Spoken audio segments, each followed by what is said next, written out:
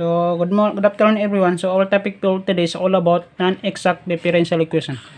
So sa non-exact differential equation is hindi naman siya, kaya sa tinatawag na non-exact is ibig sabihin sa unang equation mo pa lang is hindi mo na talaga siya mapapa-exact. Pero dito meron tayong method na kung saan yung mga method po is yung mga method po dito is gagamitin po natin para yung non-exact na equation na nakuha po natin is mapapa-exact natin at doon po natin mahahanap yung mga general solution at yung mga particular solution kung yun po yung hinahanap. So dito sa problem number 1, the x squared plus y squared plus 1 dx is plus x times x minus 2y dy equal to 0. So una, ganun pa rin ang process niya sa exact differential equation na kung saan kinukuha muna natin yung equation natin para malaman po natin kung exact siya or hindi. So una, kumuha muna tayo ng partial of f with respect to x. Ibig sabihin yung partial of f with respect to x, yung equation po natin dito na naka-dx. So ilagay lang natin dito is x squared plus y squared plus 1. Then, yung n naman na partial of f with respect to y. So, yung naka-dy naman yung kunin natin. So, i-distribute natin yung x kasi nasa labas. So, x times x is x squared. X squared yan. X squared, tama pa ba? Wait lang, burahin natin. X squared po.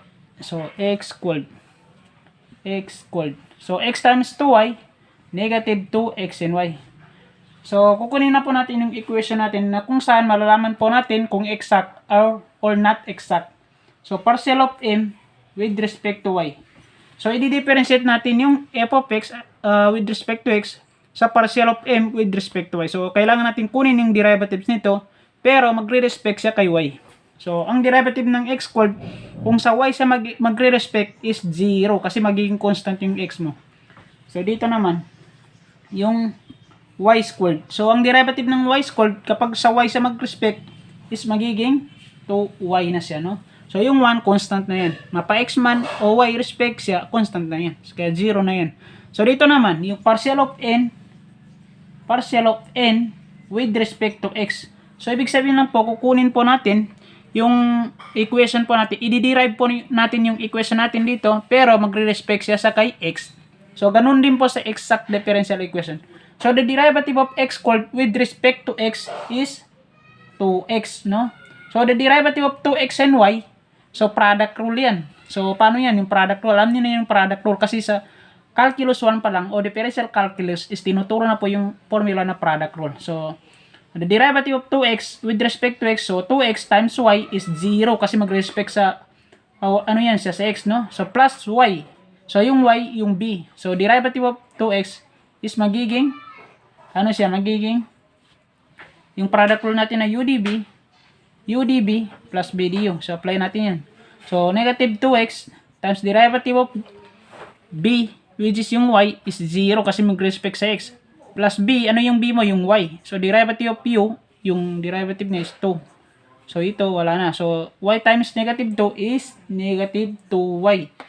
So, ibig sabihin lang po, hindi po talaga siya nag-exact, no? So, kaya siya tinatawag na non-exact differential equation kasi hindi mo talaga mapapa-exact ito. Kaya hindi non-exact po siya. So, non-exact siya. So, ano yung gagawin po natin kapag non-exact? Kasi kung sa exact differential equation po is kino-continue po natin, nagpo-proceed tayo sa general solution. So, which is yung partial of f with respect to x sa integration. Pero, hindi muna natin di tayo makaka-proceed kapag non-exact yung equation natin. So, ano yung gagawin natin? So, doon po papasok yung mga method na nilagay po natin dito. Kung ito yung gagamitin mong formula, ito yung magiging integration factor niya, no? Ito yung magiging integration factor niya. Kung ito naman yung gagamitin mong formula, so, ito naman yung magiging integration factor niya. So, yung integration factor niya is minumultiply po natin sa standard form, which is yung background po natin sa first order of linear. So, ganun po yung process niya. So, paano yan? So, ano yun? I-apply muna natin dito. Mag-trial error muna tayo. So, i-try natin yung formula number 1. So, ilagay natin na ito is formula number 1, then formula number 2.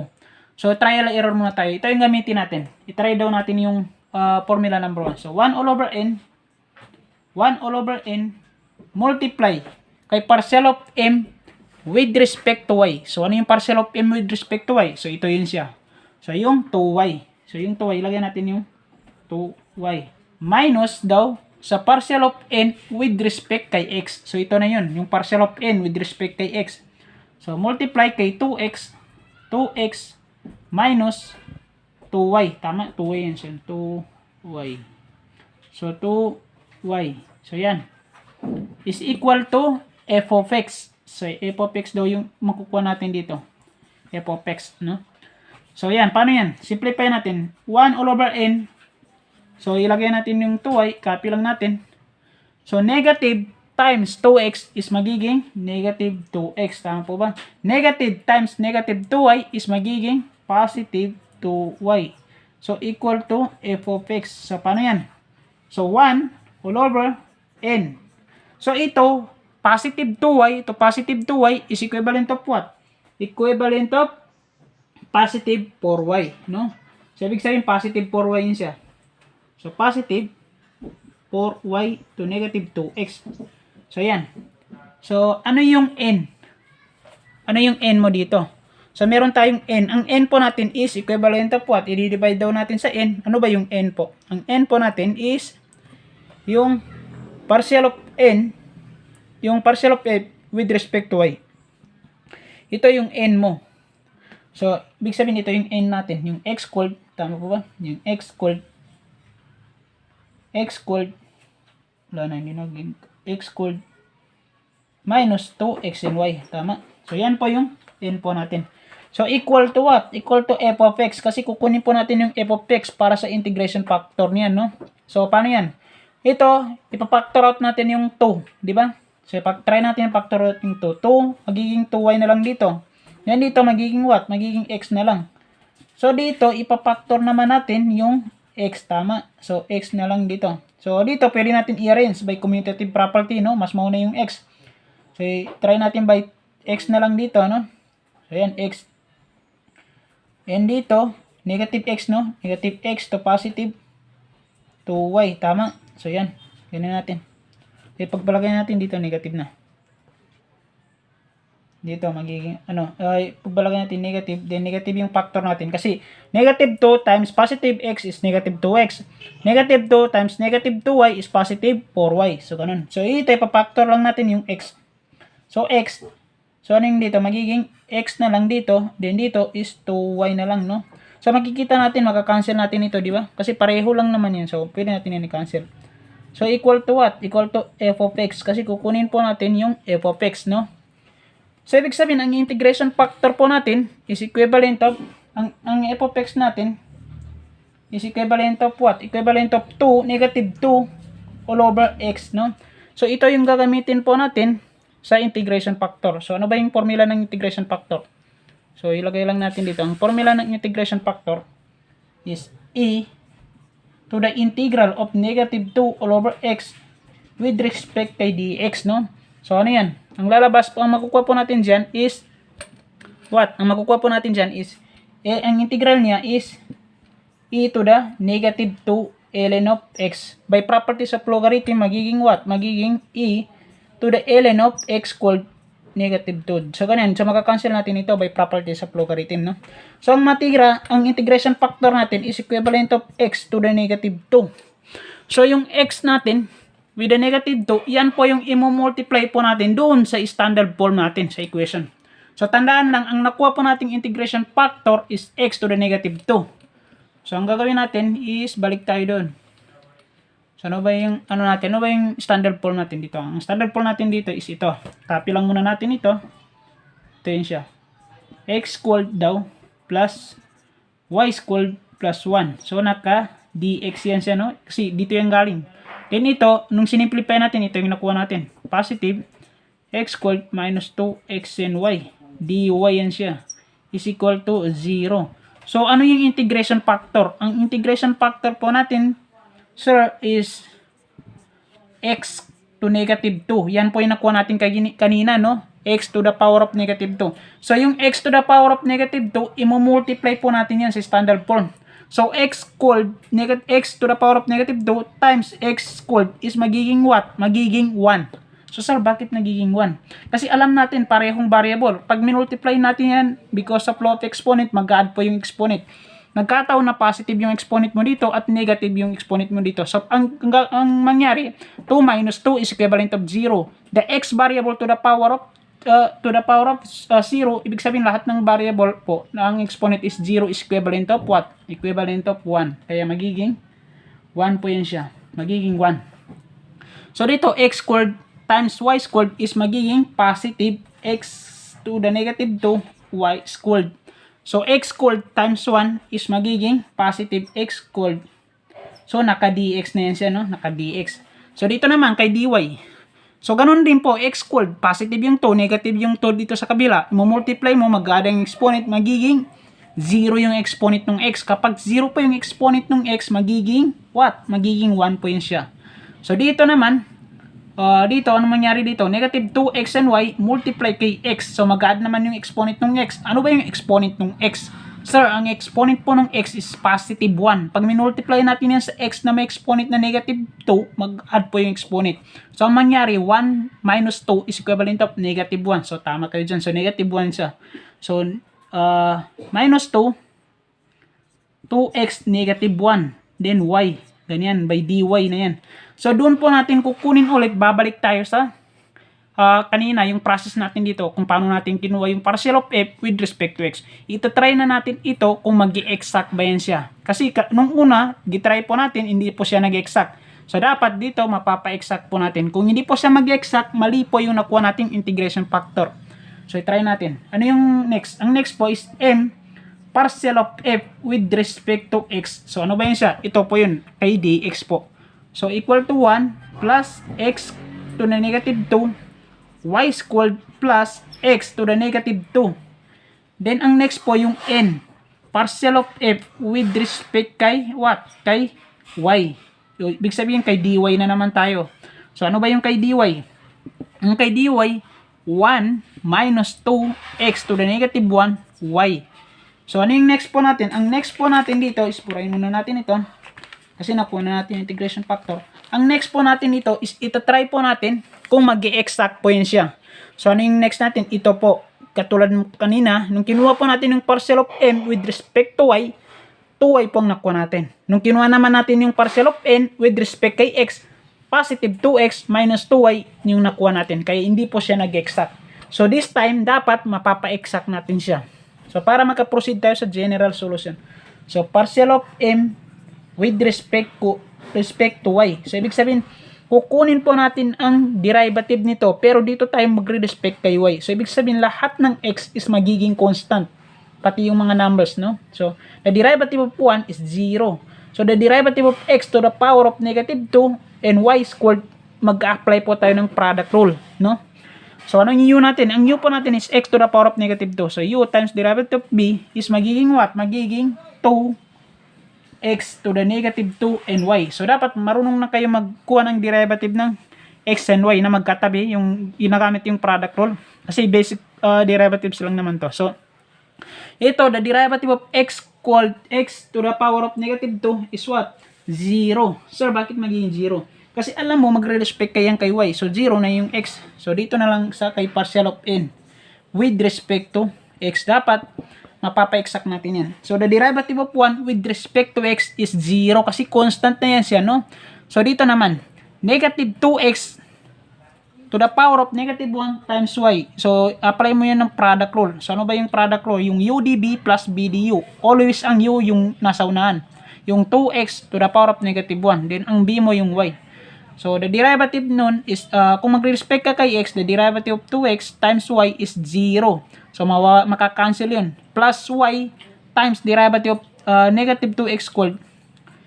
Ipakita ko na lang yung step by step, baka manghula pa kayo. udb plus bdu. So, ang u po natin yung negative 2x to the power of negative 1. So, gaya sundan lang natin yung formula. Negative 2x to the negative 1 times sa derivative of b. The derivative of y with respect to x is 0. So, plus b. Ano yung b mo? Yung y po. then multiply kay du. Ano ba yung du natin? Yung negative 2x to the power of negative 1. Ano ba yung derivative ng negative 2x to the power of negative 1? Gen rule lang po yan. So, magiging what? Magiging positive 2x.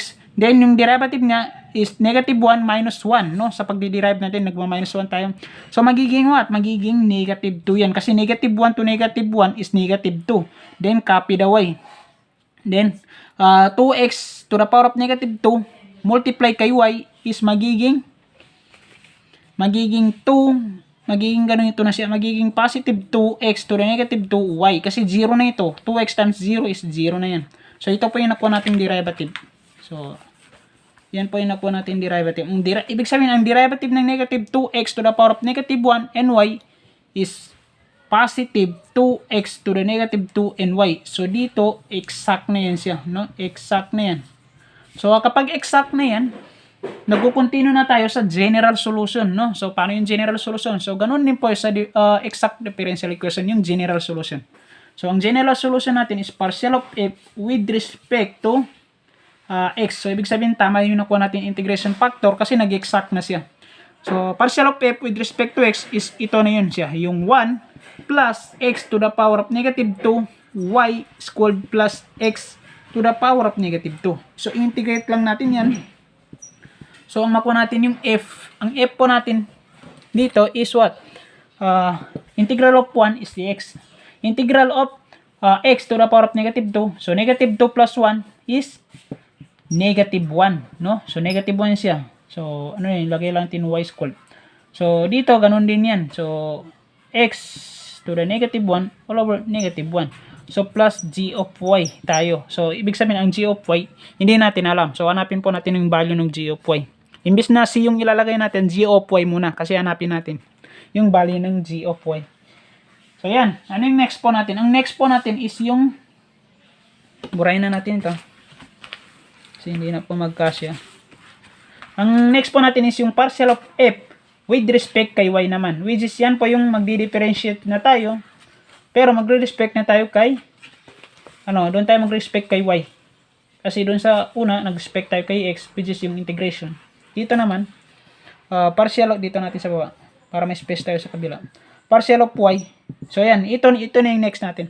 So ibig sabihin lang po, ito, i-derive po natin yan. Pero magre-respect yan kay what? Kay y po. Ibig sabihin, magre-respect tayo kay y.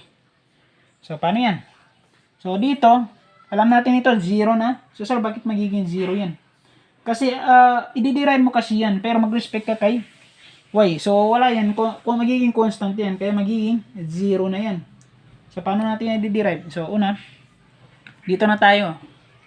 Kasi wala na ito, magiging 0 na. So, dito na tayo proceed. So, the derivative nito is what? Ang derivative nito, u times derivative of b is 2y. Yung 2y mo multiply mo dito, hindi ko na ipapakita yung product rule kasi masyadong humahaba. So, alam nyo na yun kung paano ginagamit. So, u times derivative of b with respect to y. So, magiging what? Magiging negative. Kasi negative yung dito, magiging negative siya. No? Magiging negative 2x to the negative 1 and y. Diba? Yan pa yung derivatives nito. So, the derivative of x, wala na yan. 0 na yan. So, sir, bakit magiging 0? Kasi x na lang siya. Kung i-derive mo yan, mag-respect kay y, 0. Kaya, ang natira dito is what? Yung g of prime. Sir, bakit naka-g of prime? Kasi alam mo, ang gy, kapag in-integrate mo, for example, imagine mo na y lang ito. Pag in-integrate mo yan, magiging y prime. So, parang pag i-derive mo pala yan, magiging y prime. So, parang ganun din ito. Pag derive mo yung g of y, magiging g prime y. So, ano yung next step natin? Ang next step po natin is i-equal po natin ito doon sa standard form natin. Sa dy, doon kay dy. Ito po, equal po natin ito. Dito. So, paano yan? So, ang gawin po natin is what? Doon po natin i-equate sa taas. Kasi hindi na po magkasya. So, equate po natin doon sa taas. So, equate natin. Equal lang natin. 2x. Negative yan, no? Negative 2x. Tama po ba? Negative 2x. Negative 2x. 2x to the negative 1y is equal to what? Equal to doon sa kanina. Yung dito. Yung May 1 pala dito dyan, no? Y, 1 dito. So, equal po natin yan dito sa equal kanina. Yung nakuha nating derivatives. Yung negative 2x to negative 1 y plus naka-g of prime kasi yan yung first derivative. So, ito makancel. Then, ito makancel. So, bakit mo i-cancel yan? Kasi dito, negative to negative, no? Pag tinranspose ko ito dito, magiging positive. Pag magiging positive, positive 2 to negative 2 is 0. So, ano yung natira? Ang nagiging value ng g prime po natin, sir, is what? Ang nagiging value ng g prime po natin is 1. Kasi 1 lang yung natira. So, kapag in-integrate natin yan, magiging gy yan siya. Kasi alam mo yan sa kabaliktaran ng derivatives. So, magiging gy. Ang integral ng 1 is x, no? So, x ba yan? Tama? O, y pala. So, bakit naging y? Kasi, naka-respect pala tayo sa y, hindi sa x, no? So, yan. So, ito yung magiging value ng gy po. So, hanapin mo na yung, hanapin, dito, ito yung final answer. Sa totoo lang, ito lang yung final answer. Kaya lang, isa-substitute natin yung y. Kasi walang value yung g of y. Ibig sabihin, inahanap lang po natin yung g of y. So, the final answer daw is what? Ang final answer is dito na lang. Ang final answer natin is, doon na lang sa taas. Taburahin natin to kasi alam na natin. So, dito sa taas. Taburahin ko na rin ito. Yung formula. So, ang magiging final answer po natin is yung f. I-copy lang po natin yung f. F po is x plus what? Yung, ito? Alam natin, di ba, naka-negative yung exponent. Pag naka-negative po ang exponent sa algebra, binababa natin yan. So, nagiging, ano mangyari? Nagiging y squared. So, bababa yung x to the power of negative 1, magiging positive x. Kasi kapag yung negative exponent, binaba mo, magiging positive. So, ganun din po dito. Kaya magiging, magiging 1 over x na lang dito. So, plus g of y. Ano ba yung g of y mo? Ang g of y mo is what? Yung positive y. So, yan. So, yan. Eliminate na natin yan. Kaya naka-fraction yan. So, paano natin yan eliminate? By, natin yan? So, lagay lang na tayo ng plus c kasi nakalimutan natin. Nag-integral pala tayo dito. Kaya plus c. So, eliminate natin yan by what? Multiply lang tayo. Wala na ito kasama si f. Dito na lang banda, by x. So, x times x is x squared. X times y squared all over x is positive y na lang matira kasi makancel yung x. Din dito, magiging what? Magiging negative 1 na lang siya. Kasi x divide x is 1. So, dito magiging what? Magiging x and y. So, dito, i-equate na lang natin siya in terms of c equation. So, gagawin natin c equation. So, c times x is magiging what? Magiging cx. So, ito na po yung final answer natin dito. So, yan na po yung final answer natin sa problem number 1 of the non-exact differential equation.